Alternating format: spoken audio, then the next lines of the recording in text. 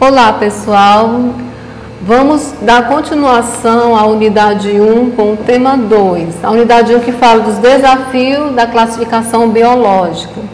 No tema 2 está falando da classificação em 5 reinos.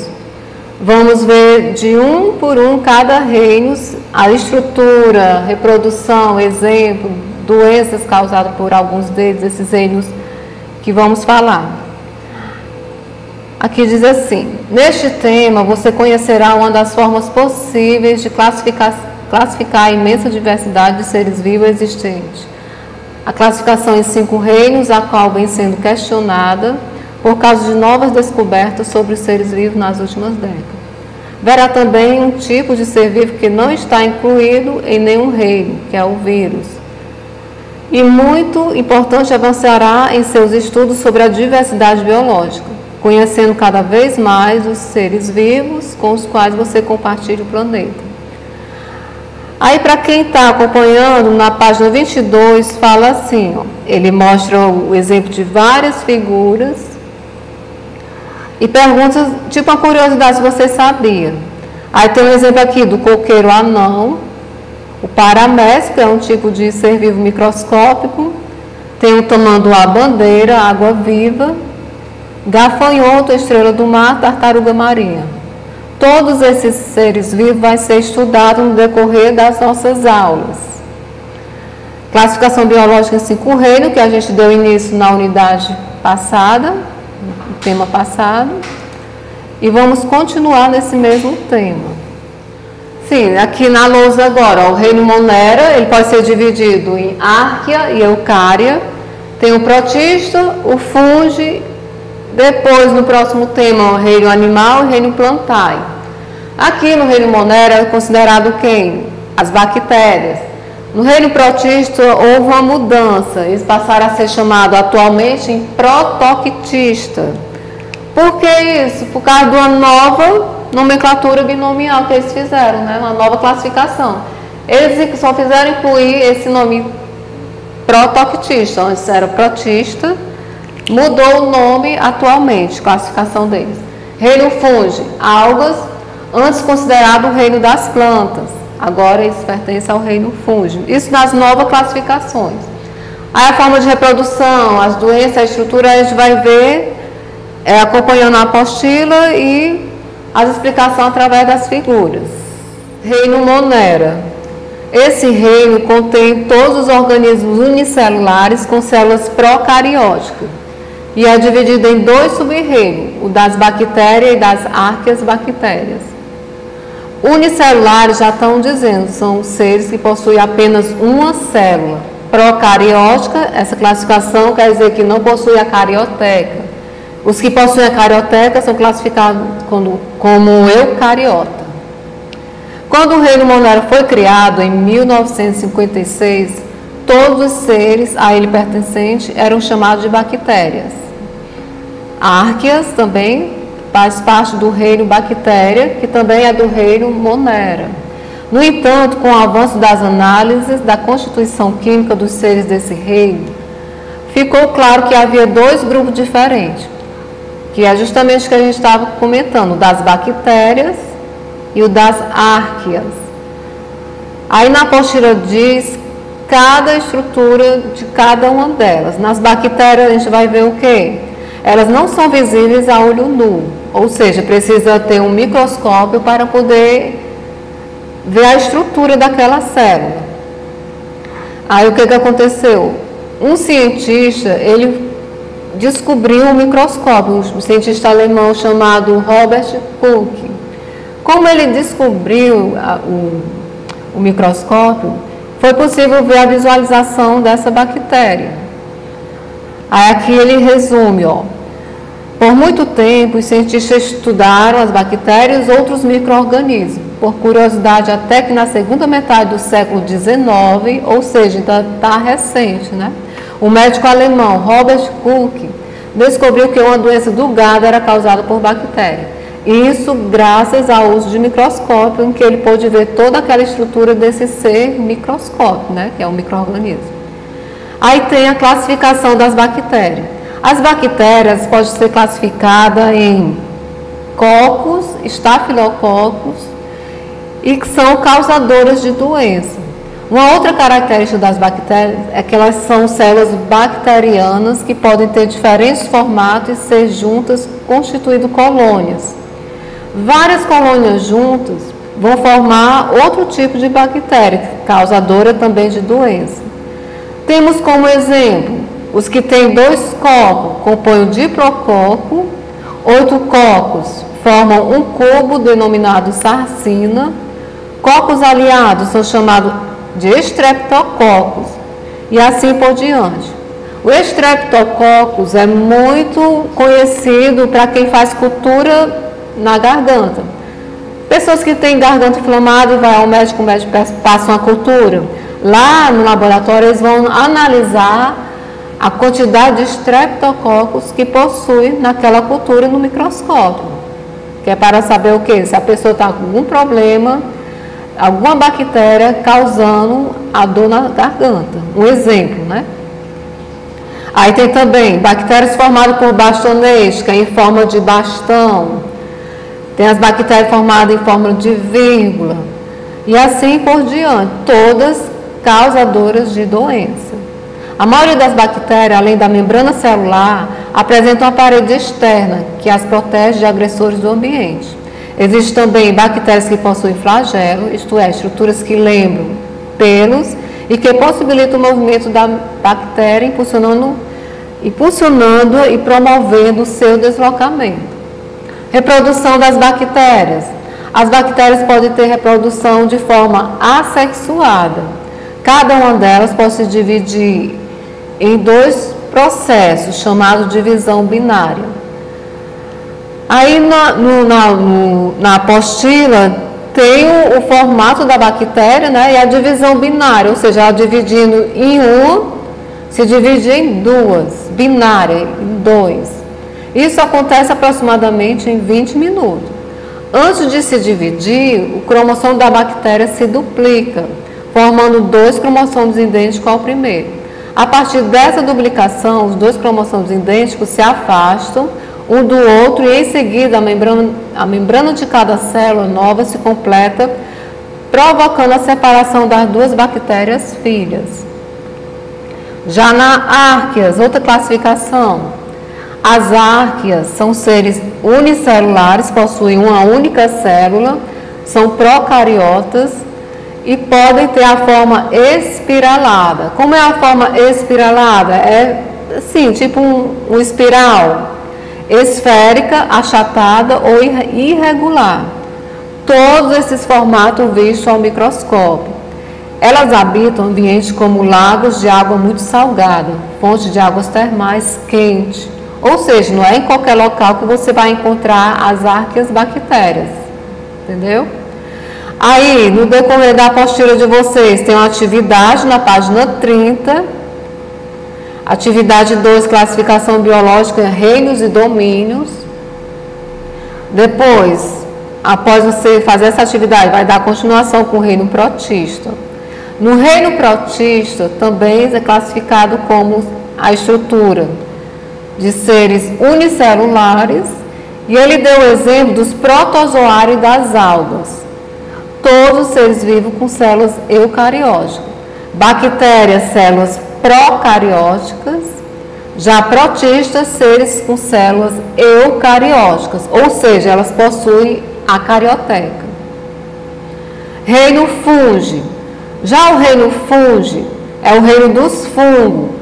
Exemplo de um reino fungo, a micose, micose causadora de doença. A estrutura e característica deles. Há vários tipos de fungos, seus principais representantes são os cogumelos, orelha de pau, os bolores e as leveduras ou os fermentos. Bolores é, por exemplo, quando o pão fica muito tempo guardado e aparece aquela partezinha verde em cima daquele pão, mofado. Isso seria um fungo, né, em cima de um alimento, no caso chamado de bolores. Todos são seres heterotróficos com células eucarióticas, ou seja, possuem carioteca e como são seres heterotróficos, eles não fabricam seu próprio alimento.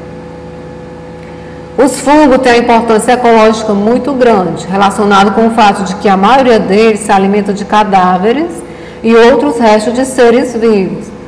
É tanto que nas aulas anteriores foi falado que, na cadeia alimentar, que os fungos fazem parte também da cadeia alimentar. Eles fazem parte, junto com as bactérias, da decomposição da matéria morta, para que se inicie um novo ciclo de cadeia alimentar. Outros fungos, como os bolores, provocam o apodrecimento e a decomposição de frutas, pães e outros tipos de alimentos, justamente o que a gente estava falando. Líquens são associações entre fungos e algas que crescem sob troncos de árvores, rochas ou mesmo cimento. Os líquens é um tipo de fungo, então seria um exemplo de fungos, mas não daqueles que causam doença ou são comestíveis, como os cogumelos. Já é um fungo que vai ficar manifestando aonde? Nas plantas, troncos de árvores. Aquela partezinha branca que a gente vê em certas árvores quando está num clima úmido. Entenderam? Aí o vírus, que é um reino que não pertence, porque não pertence a nenhum reino, porque ele é um parasita obrigatório. Para ele viver, ele precisa parasitar um ser vivo, não é isso? Já foi falado. Função ecológica de fungos e bactérias, atividade 4. Para vocês resolverem, doença causada por micro-organismos, doença causada por vírus, bactérias, fungos. Temos os exemplos de quê? De vírus. Gripe, sarampo, catapora, hepatite, herpes, e inclusive o vírus da AIDS e o coronavírus, Covid-19, também chamado de SARS-CoV-2, todos são doenças causadas por vírus.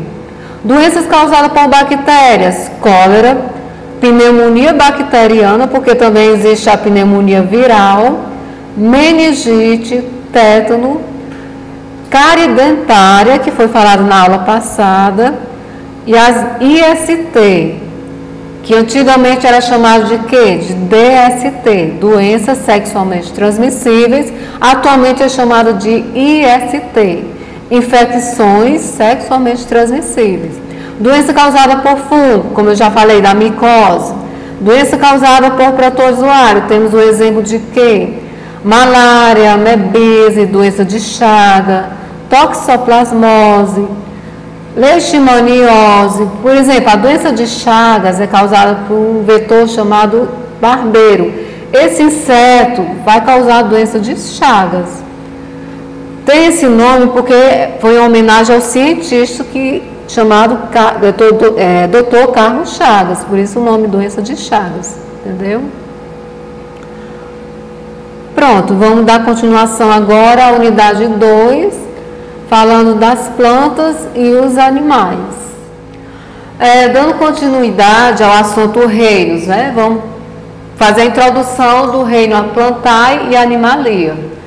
No reino plantae, vamos estudar a estrutura característica e todas as formas que existem das briófitas, pteridófitas, gimnospermas, angiospermas.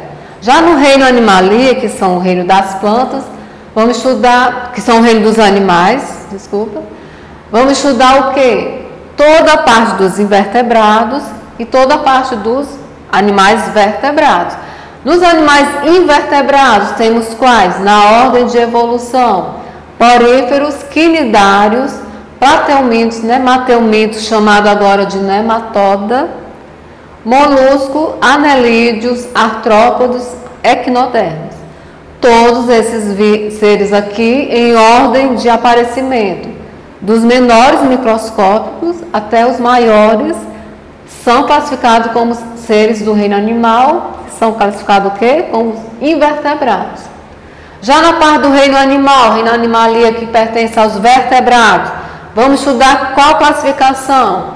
Começando na ordem evolutiva, continuando aqui dos equinodermos, vem o que? Vertebrado, peixes, apareceram o primeiro, né? Anfíbios, répteis, aves, terminando com mamífero, em que mamífero temos a classificação fora a parte dos seres humanos, bem aqui.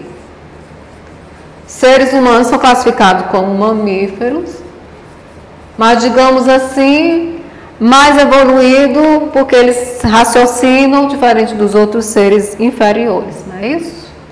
Então, aqui, na planta, reino plantar e nas plantas, essa classificação vai ter mais outras classificações, como por exemplo, as plantas podem ser vascular e avascular. O que seria planta vascular? São as plantas que fazem a capilaridade. Como é isso? São plantas tipo o sistema circulatório dos seres humanos. Também nas plantas tem esse sistema, se chama vascular. Plantas avascular, ela já não possui essa circulação da seiva, dos componentes nutrientes que vai alimentar essa planta. Em ordem evolutiva, briófitas, pteridófitas, gimnosperma, angiosperma, as que são mais completas são consideradas angiospermas. Elas possuem o que? Raiz, caule, folha, flor e fruto. Não é isso? Já as outras não é uma planta completa. Elas não têm todas essas estruturas que as angiospermas possuem. A raiz, a caule, a folha, flor, fruto, semente também só vai ter quem? Plantas classificadas como que? Como angiospermas. Já esse daqui, exemplo, musgo, aquele lodo verde que fica em cima das pedras num local úmido, não tem caule. São plantas incompletas. Pteridófitas, samambaia, por exemplo, plantas incompletas, não dão fruto. Gimnosperma, palmeira, também não dão fruto, plantas incompletas. A mais completa de todos do reino plantar seria quem? As angiospermas. Vamos verificar mais algumas coisas, acompanhando a apostila de vocês, e algumas figuras que também vai estar a estrutura falando de cada uma delas. Aqui, ó, o reino plantar. O que você já sabe sobre plantas? Se a gente for ver, a gente sabe o básico. As plantas servem para nos dar frutas, para fazer remédio. Mas assim, qual seria a estrutura dela? Elas fazem fotossíntese? É isso que a gente vai ver, essa diversidade, essa classificação das plantas. Na apostila eu mostro uma foto da Mata Atlântica. Na Mata Atlântica, professora, onde tem Mata Atlântica? Para a gente ter um exemplo mais próximo, qualquer parque botânico você vai ver floresta, você vai ver um parque estadual ou particular, e vai ter plantas lá e floresta, muitas plantas junto. Isso é um exemplo de classificação do reino plantar na prática, não é isso? Aí aqui na apostila ele dá o exemplo da Mata Atlântica lá em São Paulo. Ele fala, observe a fotografia ao lado, tirada no interior da Mata Atlântica. Essa é uma boa forma de perceber a diversidade de espécies de planta que existe no ecossistema brasileiro. No entanto, nosso planeta nem sempre foi assim. É lógico, né? Se a gente for ver, no decorrer dos anos, aquecimento global, que já foi falado nos temas das outras aulas, vários fatores estão fazendo o quê? Que cada vez mais esse verde, essa mata, as florestas, tudo, infelizmente algumas estão entrando em extinção, não é isso? Ou seja, devemos continuar a tentar buscar preservar o que nos resta. Aí diz assim, ó, os cientistas acreditam que as primeiras plantas terrestres tenham surgido de algas que começaram a viver em terra firme, em ambiente muito úmido. Ou seja, as algas eram classificadas como o quê? Como pertencentes ao reino plantae, reino das plantas. Aí diz o que aqui? Dessas primeiras espécies, as plantas foram se tornando cada vez mais independentes do meio aquático para viver e se reproduzir. E assim puderam ocupar praticamente todos os continentes terrestres e ilhas. A evolução das plantas em terra firme criou um ambiente propício para que surgissem os primeiros animais não aquáticos. Ou seja, quem foram os primeiros animais não aquáticos? Os seres microscópicos, os seres que só são vistos ao microscópio. Atualmente, todos os animais dependem direta ou indiretamente das plantas para viver. Foi o que foi falado também na parte de ecologia, cadeia alimentar, teia alimentar, produtores, consumidores, os animais que não fabricam alimento, animais que fabricam alimento, eles dependem de uma forma ou de outra das plantas. Por isso que é tão importante conservar as plantas, os vários tipos de plantas, diversidade que existe, porque elas fazem a fotossíntese. Elas são as responsáveis por trazer alimentos para os seres que não conseguem fabricar o seu próprio alimento. As plantas são seres vivos autótrofos, realizam fotossíntese, são multicelulares e possuem células eucarióticas. As células das plantas possuem uma parede celular que envolve a membrana, protegendo a célula. Essa parede celular é feita de celulose, substância produzida pela planta, a partir dos açúcares sintetizados na fotossíntese, e é uma das características importantes das células vegetais. Aqui também, a celulose, entra a parte de glicose, que é açúcar, e entra a parte de carboidrato, que foi tema de aulas anteriores também, que foi falado para vocês. Aí diz, fotossíntese. O que seria a fotossíntese? Fotossíntese é um processo que as plantas fazem, por meio do qual grande parte dos seres autótrofos produz o seu alimento. Precisa de quê para fazer essa fotossíntese? Precisa da luz do sol. Se não tiver sol, professor, se estiver chovendo, vai haver a fotossíntese? Não, porque o nome já está dizendo, ó, fotossíntese. Síntese através do sol, a fabricação de alimento através da luz solar, entendeu? Existe a quimiossíntese, só que a quimiossíntese é um processo químico que ela faz naturalmente, sem precisar da ajuda da luz do sol, que existe duas fases, a fase clara e a fase escura nas plantas. Aí temos uma figura aqui da membrana plasmática, da parede celular, do citoplasma, mitocôndria, núcleo e cloroplasto de uma célula vegetal. A célula vegetal, diferentemente da célula animal, ela tem características semelhantes, mas tem algo a mais que não tem na célula animal. Por exemplo, na célula vegetal temos o quê? A parede celular, que comparado com a célula animal tem um formato mais quadrado, a célula animal tem um formato mais arredondado e não possui essa parede celular. Só quem tem a parede celular, reino vegetal, reino das plantas. Outra estrutura que tem na célula vegetal, mas não possui na célula animal, fazendo esse comparativo, são os cloroplastos.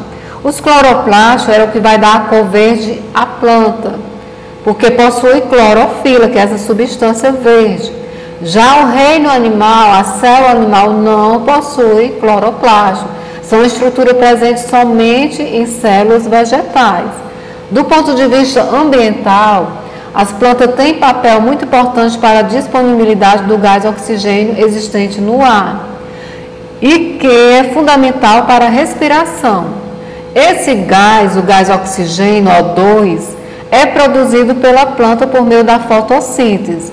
Está vendo como é importante realizar a fotossíntese, a presença do sol, a presença das plantas, florestas? No final das contas, vai trazer o que para os seres vivos? Oxigênio. Ó, esse gás é produzido pela planta por meio da fotossíntese e é liberado pela atmosfera para a água, no caso de algumas plantas aquáticas. Aí ele deu o exemplo de duas estruturas aqui de planta. Uma, o musgo, que até falei na lousa, que é classificado como briófitas. Já o outro, a samambaia, que é outro tipo de planta. Outra classificação, outro exemplo de planta, que se for comparar uma com a outra, a estrutura é totalmente diferente. Uma lembra um lodo, assim, na parede verde, e a outra muitas folhas, porque a samambaia é uma planta considerada incompleta, né? Não é completa como as angiospermas. A samambaia não é uma planta que é considerada com todas as estruturas presentes numa célula de plantas vegetais. Aí tem o exemplo do licopódio, que é outro tipo de planta, os pinheiros, pinheiro do Paraná, capim dos Pampas, tudo são exemplos de tipos de plantas. Cactos, que é típico da região Nordeste, e o abacateiro, que é uma fruta, plantas que possuem fruto, plantas completas, plantas classificadas como o quê? Angiosperma. A classificação das plantas. Existem plantas muito diferentes entre si, isso é fato. Só em observar, por exemplo, no interior, nas casas que possuem plantas, nós conseguimos ver nitidamente a diferença de uma planta de pequeno porte para uma planta de grande porte. Existem plantas muito diferentes entre si, considerando desde o tamanho, os locais em que são encontradas, até a forma de se reproduzir e de conduzir a água em seu interior.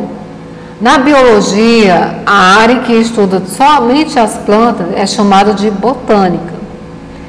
É tanto que existe parques ecológicos botânicos, porque lá só é feito para pesquisa com plantas.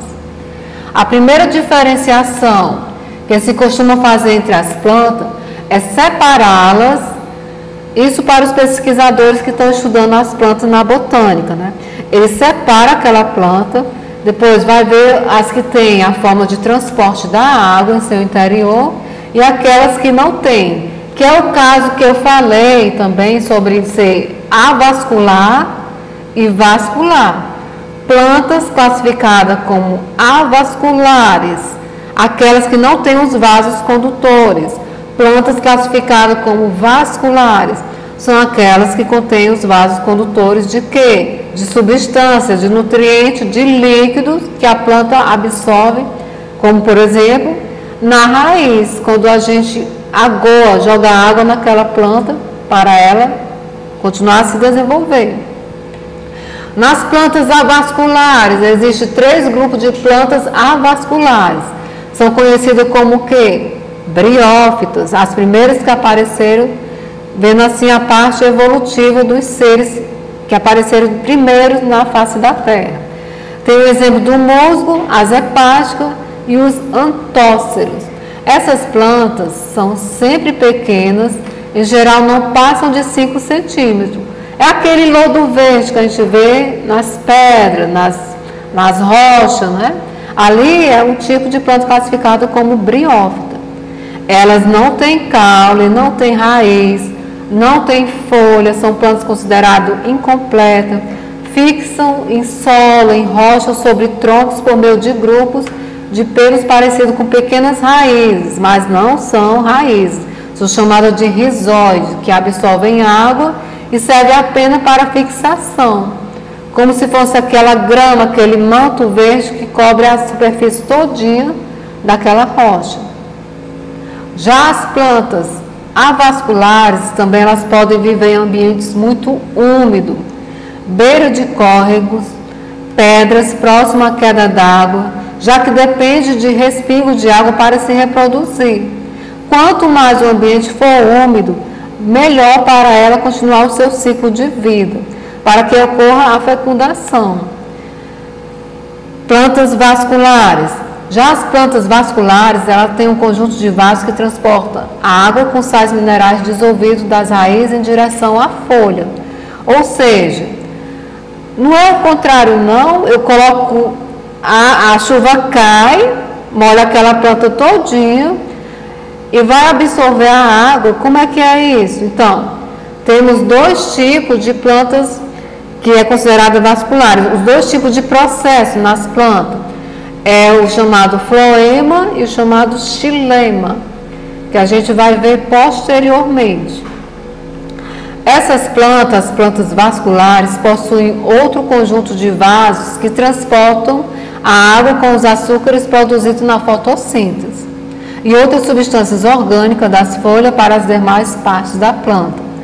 A água, junto com os sais minerais, é absorvida pelas raízes das plantas, que aí vai ser chamada de seiva bruta. E a água com açúcar e substâncias orgânicas que sai das folhas vai ser chamada de seiva elaborada. Ou seja, na seiva elaborada a gente vai ter o xilema, Na seiva bruta vamos ter o floema, que vai ser explicado com mais profundidade nas aulas posteriores.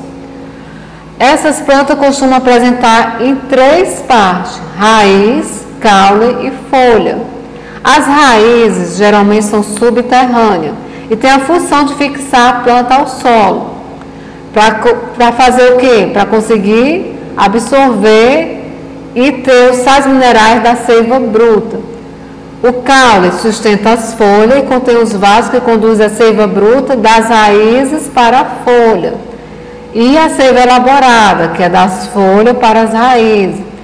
Nas folhas, essa outra parte fica sempre disposta de forma a receber luz, a fonte de energia para a realização da fotossíntese. Ou seja, se essa planta, que precisa se reproduzir, precisa completar o seu desenvolvimento, o seu ciclo de vida, não ficar exposto à luz solar, dependendo da espécie da planta, ela vai, com a tendência, morrer, não vai frutificar, não vai sobreviver. Nas folhas ficam sempre dispostas de forma a receber luz, a fonte de energia para a realização da fotossíntese. Que fonte de luz é essa?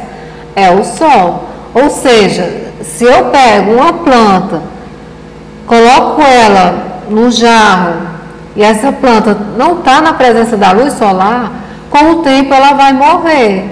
Eu posso aguar, posso botar adubo, nutriente, tudo, mas se não tiver a presença do sol, ela não vai realizar a fotossíntese e não vai fazer o processo de fabricação de alimento para ela. Então, há 2 grupos de plantas vasculares: o grupo daquelas que produzem semente e o daquelas que não produzem semente. Entre as plantas que produzem semente, existem as que produzem semente nuas, não contidas em frutos, como os pinheiros, e aquelas que produzem semente, que é as que se encontram em fruto, como por exemplo o abacateiro que está falando na apostila de vocês, e o xique-xique. Você vai estudar a seguir os grupos de plantas vasculares. Plantas que não produzem semente, chamadas pteridófitas, que significa feto vegetal, a palavra pteridófita. Plantas que produzem semente, que se dividem em plantas que produzem semente nuas, não contidas em fruto, ou seja, não possuem fruto, chamado de gimnosperma. Ela tem raiz, caule, folha, flor, mas não tem um fruto, gimnosperma. E plantas que produzem sementes e frutos, chamados de angiosperma, ou seja, são plantas completas, possuem o quê? As ciclos, parte das plantas, que pertence à planta completa, mais a formação da semente. Aí deu o exemplo aqui do abacateiro. Nas pteridófitas, as plantas pteridófitas são classificadas como plantas vasculares, que não produzem semente. É o exemplo das samambaias, a venca e o licopódio. 3 tipos de plantas vasculares, mas que não têm semente. Essas plantas, como as briófitas, também dependem da água para que aconteça a fecundação, ou seja, a fusão da célula sexual masculina com a célula sexual feminina. Isso ocorre porque a célula sexual masculina precisa de uma fina lâmina de água para se deslocar até o local onde se encontra a célula sexual feminina. Isso nas plantas pteridófitas, assim também como as briófitas. 2 classificações das plantas. Já nas gimnosperma, outra classificação, são plantas vasculares que produzem semente, só que essas sementes são sementes nuas, como o pinheiro, que existe em países de clima frio e lembram árvores de Natal. Outro exemplo é o pinheiro do Paraná ou araucária, árvores típicas da região sul e sudeste do Brasil. Uma árvore adulta dessa espécie pode atingir 50 metros, ou seja, são árvores de grande porte e tem um tronco do diâmetro de 2,5 metros. Por possuir madeira de boa qualidade, o pinheiro do Paraná é protegido por leis desde o tempo do Império. Ou seja, a procura por planta com esse porte, como a gimnosperma, o pinheiro do Paraná, para a construção de móveis, de mesa, de produtos feitos em madeira, a procura é grande e se não cuidar, se não ter um controle rígido, vai acabar o quê? Entrando em extinção.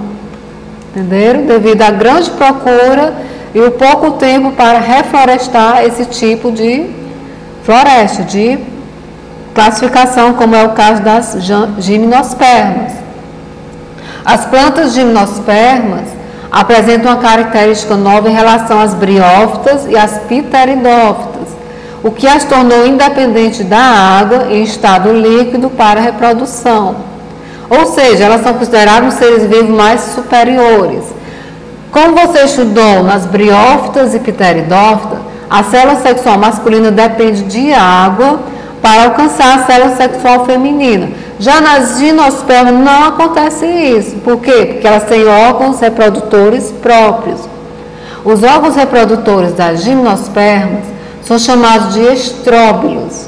No estróbilo masculino, formam-se os grãos de pólen, que é aquelas coisinhas, por exemplo, no girassol, aquelas grãozinhos amarelos que a gente vê presente em plantas tipo girassol, só para dar um exemplo, uma comparação. No estróbilo masculino, formam-se os grãos de pólen, onde se produzem as células reprodutoras, ou células sexuais masculinas, ou também chamado gameta masculino. No estróbilo feminino, encontram-se as células reprodutoras femininas, também chamadas de gametas femininos.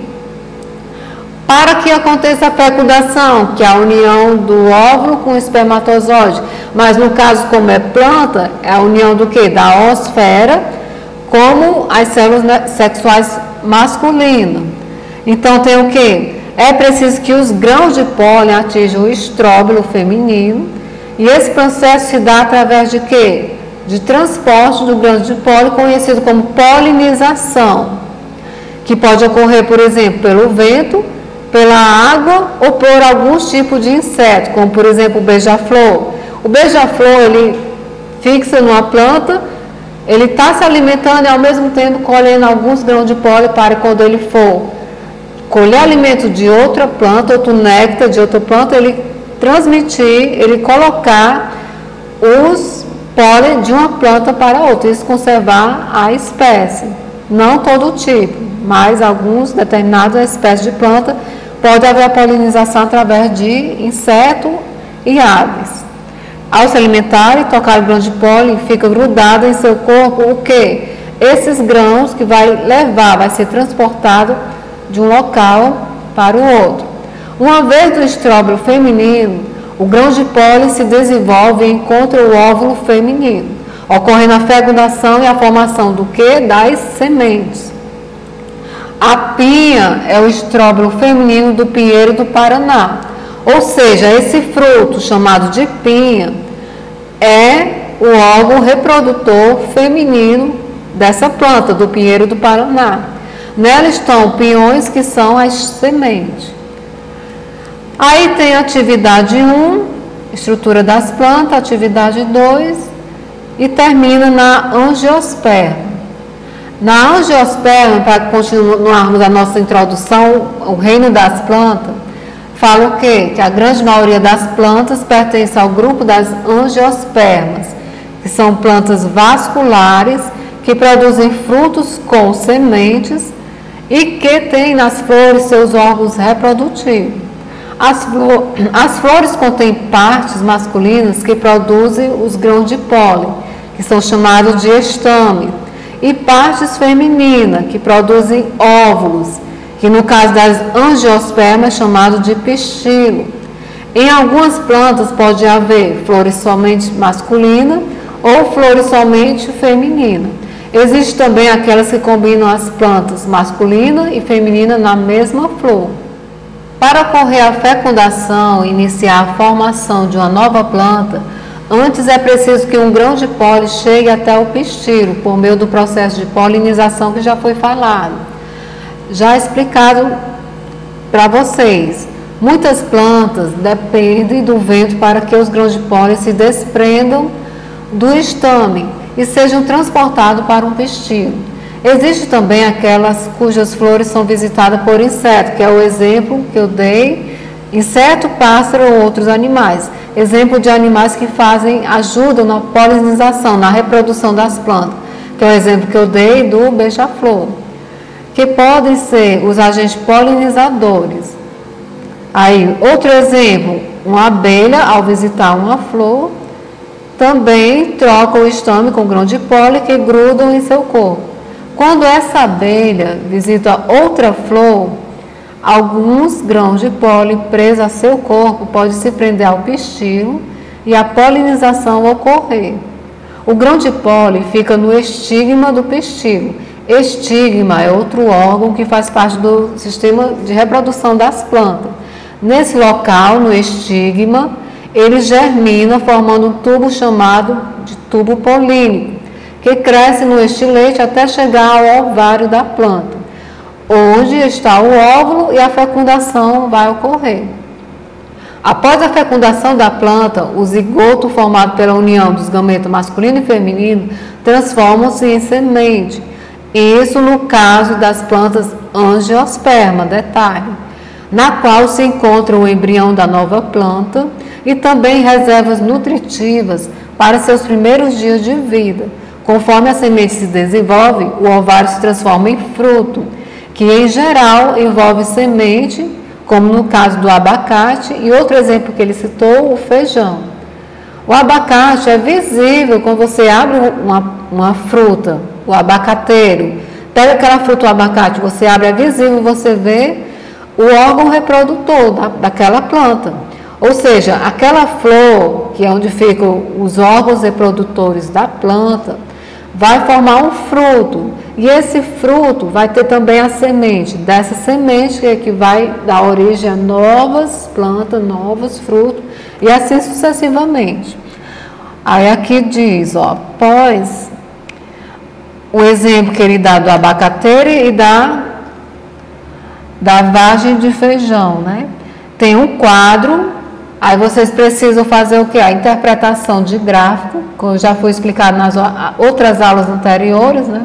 O quadro diz assim: o quadro a seguir traz um resumo sobre os diferentes grupos de planta que você já estudou, ou seja, briófitas, pteridófitas, gimnosperma, angiosperma. Aí nesse quadro você vai observar e fazer a classificação de cada um. Como é que vai ser classificado? Vocês vão observar, por exemplo, plantas avasculares, contêm vasos condutores, produzem semente, elas possuem frutos, sim ou não? Qual o número estimado de espécies no mundo? Aí o gráfico mostra a quantidade de espécies, ela vai mostrar se na classificação dessa planta possui vasos condutores, produzem semente ou produzem fruto. As orquídeas têm fascinado o ser humano por mais de 2.500 anos. As orquídeas é exemplo de plantas que possuem flores, mas elas possuem semente, elas possuem fruta, entendeu? Há diferenciação e para isso é que existe a classificação. Então, no passado, elas eram utilizadas, as orquídeas, como uma planta para fazer chá, medicamento. Na cultura popular, o pessoal ainda usa muito algumas plantas para fazer remédio, fazer chá, porque diziam que eram plantas curativas, né, para decoração também. Atualmente está associado basicamente à ornamentação. O que seria a ornamentação?